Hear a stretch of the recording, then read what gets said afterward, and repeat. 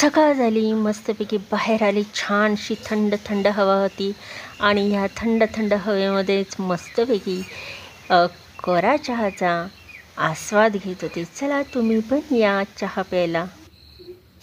तशी 5ला उठून 5:30 वाजेपर्यंत लोळतच होते. मग उठले, सर्व आवरलं आणि मग चहा घेतला आणि मग बुटं घातले आणि विचार चालला होता फिरायला जाऊ का नाही, पण घेतले बुटं, झटकले आणि पायात अडकवले आणि चालले फिरायला.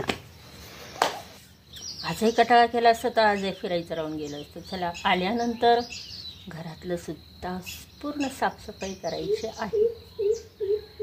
शनी अमावस्या, त्याच्यामुळं सगळं आवरायचं आहे. पण आता होईल थोडंसं फिरून यावं. Good morning everyone.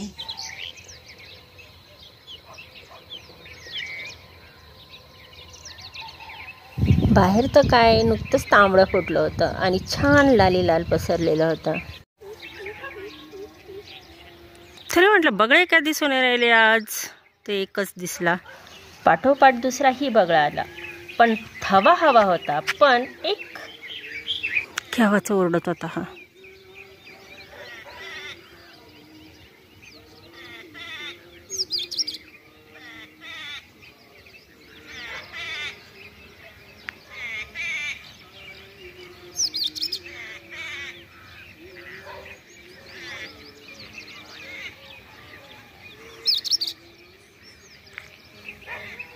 इकडून पण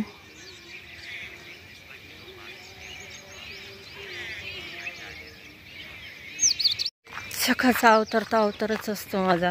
चला आता घरी जाऊया आणि घरातलं सगळं काम उरकायचं आहे मला. आज शनी अमावस्येची मी काय सफाई करते दाखवते.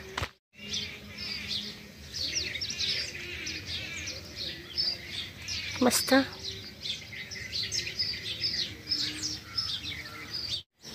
जाळं म्हटलं तर काहीच नाहीये, पण तरी पण आता हात फिरवते भिंतीवरून.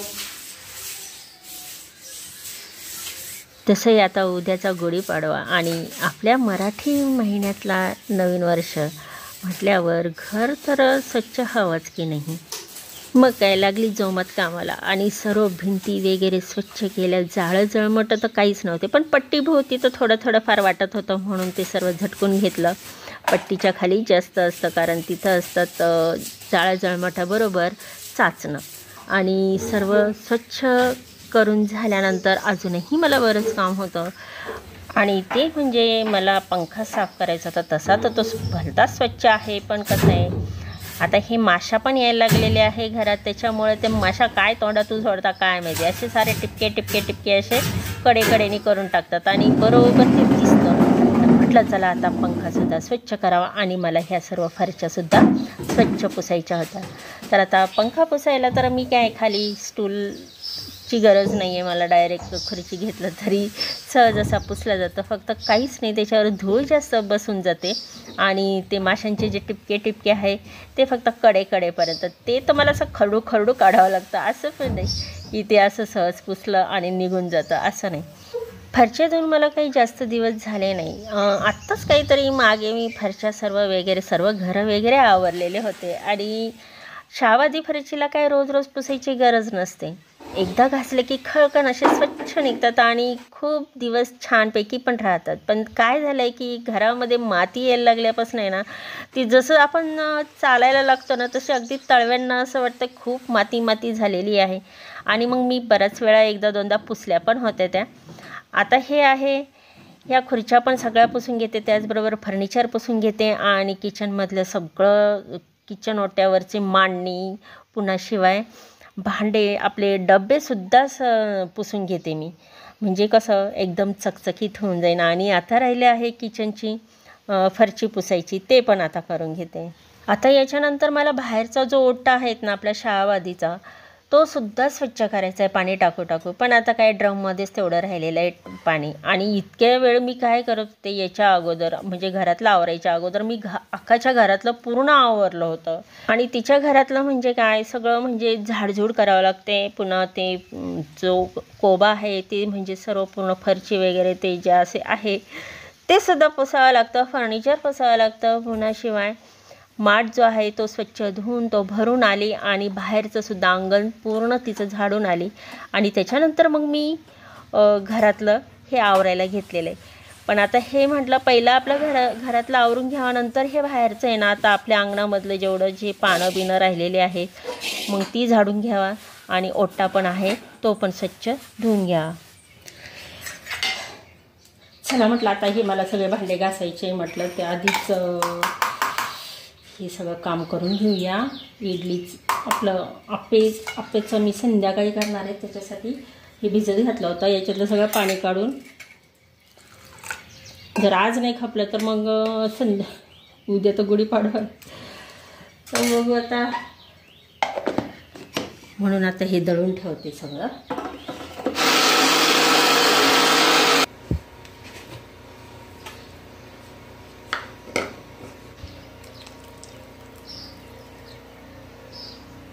नाहीतरी आता उन्हाळा आहे त्याच्यामुळं लवकर आंबून जाईन. आता याच्यामध्ये काय मीठ सोडा लगेच टाकून देते आणि मस्तपैकी असं झाकून ठेवून देते.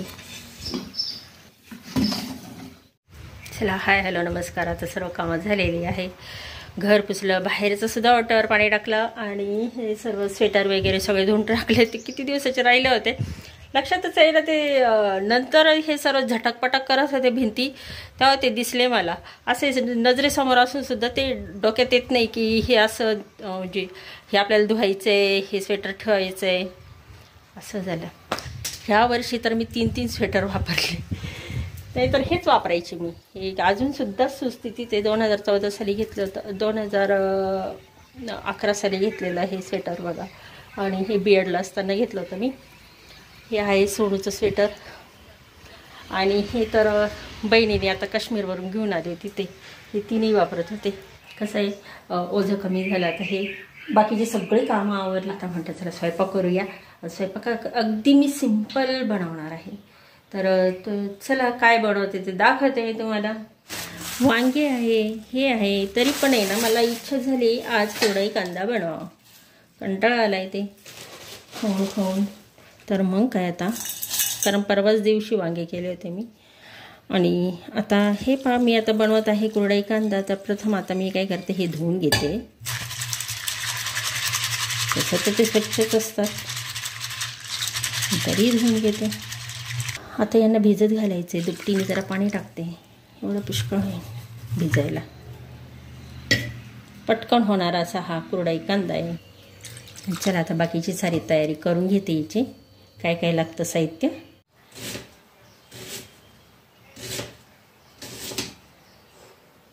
आपण आता भिजवलेलं होतं बघा. इकडं माझा झाला आहे, इकडं कांदा चिरून झालेला आहे, तयारी करून ठेवलेली आहे. आणि हे जे भिजवलं होतं तर हे बघा मस्तपैकी फुगून आलेलं आहे.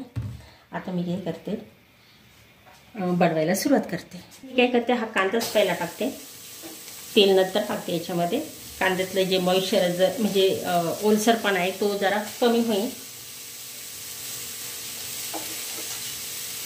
आता चला याच्यामध्ये मी तेल टाकत आहे.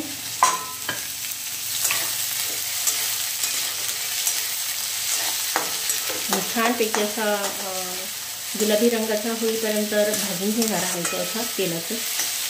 याच्यामध्ये जिरे मोहरी टाकायचे होते ते आता नंतर कांदा बाजूला टाकणार. कांदा बाजूला घेऊन मग ते जिरे मोहरी टाकणार आहे मी.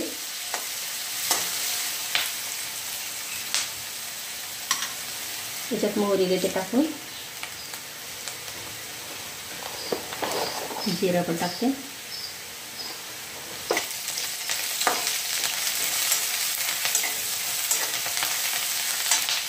लगेच कोथिंबीर थोडीशी टाकून घेते, नंतर सजवायला ठेवते.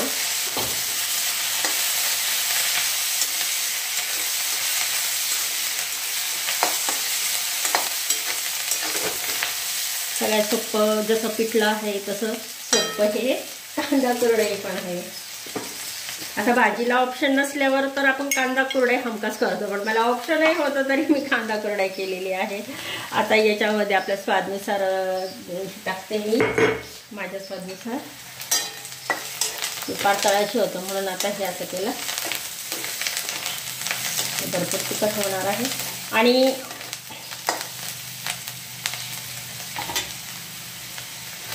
चला आता याच्यामध्ये हा जो भिजवलेला आहे ना यामध्ये टाकून देते.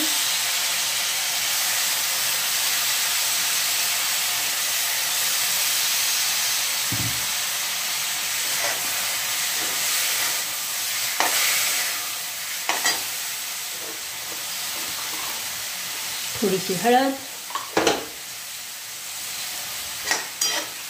विसरली टाकली. आता हे कोरडं होईपर्यंत करायचं, पण मी जास्त कोरडं होऊन देणार नाही आहे, कारण मला आहे ना जास्त कोरडा नाही खायचं, थोडंसं ओलसरपणाच हवा. आणि आता याच्यानुसार स्वादानुसार आपण मीठ टाकणार आहोत. तसं कोरडईमध्ये अगोदरच मीठ असतं, तर थोडंसंच टाकते मी, वाटलंच तर वरून घेता येईल. बस आता हे आहे ना हे इथपर्यंतच आहे, आता काहीच टाकायचं नाही आहे. झाली आपली ही भाजी. आणि आता मी ना खूप काही कोरडई होऊन देत नाही आहे, तर बघा मी आपली कोरडई कांद्याची भाजी बंद करते. आणि याच्यावर मी कोथिंबीर पेरून टाकलेली आहे. तर बघा आपली ही कोरडई कांद्याची भाजी कशी वाटली तुम्हाला रेसिपी. अगदी सिंपल सोपी आहे. आणि यानंतर आता मला काम आहे बाहेर. आता काम आहे हे पाणी द्यायचं. हा जरी कचरा दिसत असला ना तो मी जाणून बुजून ठेवलेला आहे, कारण हे पाणी ओढू नये याच्यासाठी. परवा दिलेलं पाणी पण आज मला डबल द्यावं लागू राहिलेलं आहे. आणि तुम्हाला महत्त्वाची गोष्ट म्हणजे सांगायचं आहे, बघा किती मस्तपैकी मोगऱ्याला कळ्या येऊ राहिलेल्या आहे असे छानपैकी. वाव, कटिंग पण केली होती आपण आणि फुल पण आलेलं आहे वाटतं. हे पहा इथं 1-2 फुलं, हे पहा मस्त मोगऱ्याला आता फुलं येऊ राहिलेली आहे. इथपर्यंत पाणी तर आलं पाहिजेत, तेव्हा कुठं ते भरघोस येते. आता जसं तिकडं फुलं आलेली आहेत ना, इथं पण पानं मी ठेवलेली बघा, आणि सारखं पाणी चालू आहे. तर हे पहा इथं पण आलेली आहे फुलं याला. आणि ही माझी आयडिया केलेली. आता ही आयडिया करायची काय एवढी गरज पडली होती. माझ्याकडनं काय झालं होतं, नळी लावताच नळ तुटला होता. जवळजवळ 15 दिवस झाले. आणि त्या दिवशी नेमकी काकांना पुण्याला जायचं होतं. आणि मग मी म्हटलं आता हे पाणी जर द्यायचं ठरलं आणि नळी जर आपल्याला काढायची ठरली तर पुन्हा नाही तुटावा. आणि इथं तर कुणी नळ आणून द्यायला पण नाही का काय नाही. त्याच्यापेक्षा आपण इथं त्याच्यामुळे मी म्हटलं आता ही जी नळी आहे तर मी काकांना म्हटलं आता मी काही ही नळी काय काढणार नाही. मग आता काय करावं, सारखं पाणी त्यांच्या इथंच चालू होतं. जवळजवळ 8 दिवसापासून 8 दिवस कंटिन्यू इथंच चालू करायची. आणि मग हे झाडं आणि मग माझी झाडं लागली तर सुकायला. मग आता काहीतरी आयडिया करावी म्हणून मग मी तो जुगाड केला. आज येऊ राहिले काका. तर आता म्हटलं आता हे कालही ओट्याला पाणी मारलं, आज पण मारून घेते. हिचं घर तर मी सकाळीच आवरलं होतं. त्यानंतर मग मी माझ्या घरामध्ये आले आणि ते सर्व आवरलं. तिचं पण जसं मी माझं आवरलं ना अगदी त्याच पद्धतीने आवरलं. जरी मी किती आवरलं ना तरी ती आल्यावर ती आवरणारच आहे. सगळं घर, सगळे भांडे घासायला काढणारे. तर असे जवळजवळ 15 दिवस झाले ते पुण्याला गेले. शौर्याचा वाढदिवस होता आणि मग तिथंच त्यांनी साजरा केला. आणि मग आता झालं आता जवळजवळ 15-16 दिवस झाले. आणि त्याच्या अगोदर म्हणजे शौर्याचा वाढदिवस झाल्यानंतर बहिणीकडं गेले होते, साताऱ्याला पण गेले होते साचीसोबत. आणि मग काय राहिले ते तिथं. आणि मग झाला उशीर. 8 दिवस तिथं राहिले, 8 दिवस मग इकडं पुण्याला राहिले. तर आता हे पाणी आल्याशिवाय मला तर काय ओट्यावर पाणी मारताच येत नव्हतं, कारण वरचं पाणी जे आहेत ना ते संपलेलं पण होतं. त्याच्यामुळं काय ओट्यावर पाणी मारायचा प्रश्नही येत नव्हता. आणि म्हटलं जाऊ द्या, आता नळी ज्यावेळेस चालू होईल त्यावेळेस हा ओटा धुवून घ्यायचा आहे आणि खालीसुद्धा काय करू मस्तपैकी पाणी मारून देऊ, म्हणजे कसं उन्हाळ्यामध्ये थंड गार वाटन. आणि ते काय आत्ताच येणार आहे, आता आले असतील आळे फाट्यापर्यंत तरी आले असतील. ओट्यावर पाणी झालं, सगळं तुळशी बिळशी सगळं झाडांना पाणी तसं मी कालच दिलं होतं, पण आता हे देते. त्याच्यामुळेच मला व्हिडिओ करायला जमत नव्हतं, कारण इकडचं ह्या घरातलं सुद्धा आवरायचं, तिचंही अंगण वगैरे सर्व झाडांना पाणी देणं, इकडचं सुद्धा आवरायचं. त्याच्यामुळं आणि शिवाय पापड पण बनवत होते आणि मग सगळा दिवस माझा हे आवरण्यातच जायचा. मग म्हटलं ते व्हिडिओ तर बनवून ठेवून मग एडिटिंगचं राहायचं, त्याच्यापेक्षा दिवसाड करू. पण आता असं वाटायला लागलं की दिवसाडच करावा, कारण सवय पडली एक दिवस आराम घ्यायची. चला आता मी जेवतच होते, काकण त्यात आलेले आहे. चला मी चावी घेऊन येते. किती वाजता बसल्या होत्या? ठीक आहे. ट्रॅफिकमुळं. अच्छा. काका आले, बहीण आली, त्यांच्याबरोबर आले ते आत्ताच आले.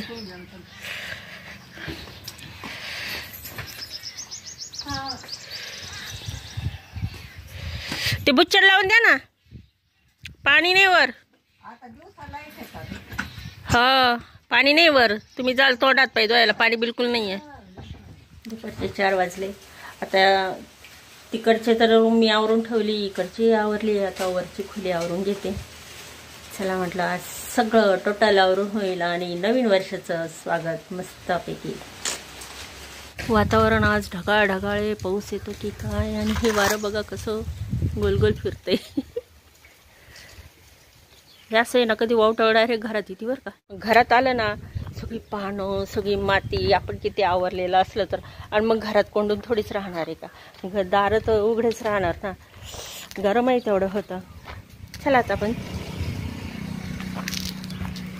तशी तर दुपारी मी क्वचितच येते, नाही तर खालीच असते, आणि इतके दिवस पापड चालू होते त्याच्यामुळे मी खालीच होते.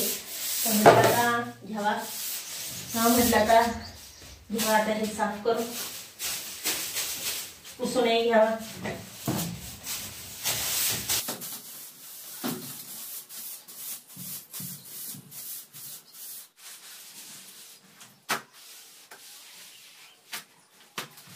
जशी पूर्ण फरशी पुसून घेतली तसं खिडक्या वगैरे पण पुसल्या आणि पंखा चालू करून दिला. म्हटलं लगेच सुकून जाईन आणि मग कुलूप लावून घरी यायला. सर्व आता स्वच्छ करून घेतलेलं आहे, पुसून घेतलेलं आहे आणि वाळलं पण आहे. आता बाकीचं हे इकडचं संडास बाथरूम घासते आणि झालं. आपल्या मराठी नवीन वर्षाची सगळी स्वच्छता मी केलेली आहे, आज पूर्ण झालेली आहे संध्याकाळपर्यंत. आणि उद्या गुढीपाडवा. जशी माझी स्वच्छता झाली तशी तिने पण घरी, मी म्हटलं होतं ना ती आल्यानंतर भांडे वगैरे घासलच, तर तिने सगळे ह्या मांडणीतले सगळे भांडे घासून काढलेत. एवढंच केलं ना, सर्व भांडी. जाऊ दे, नवीन वर्षाचं छान स्वागत होतंय ना. तसं मी सगळं हे फरची वगैरे सर्व सकाळी झाडून वगैरे पुसून वगैरे गेली होती. मग आता काय राहिले होते, आता हे ती आल्यानंतर घासतच असते. चला माझ्या मैत्रिणीने तुम्हाला चला कसा वाटला जरूर कमेंट करा. भेटूया आपण अशाच नवीन व्लॉगमध्ये. Bye bye.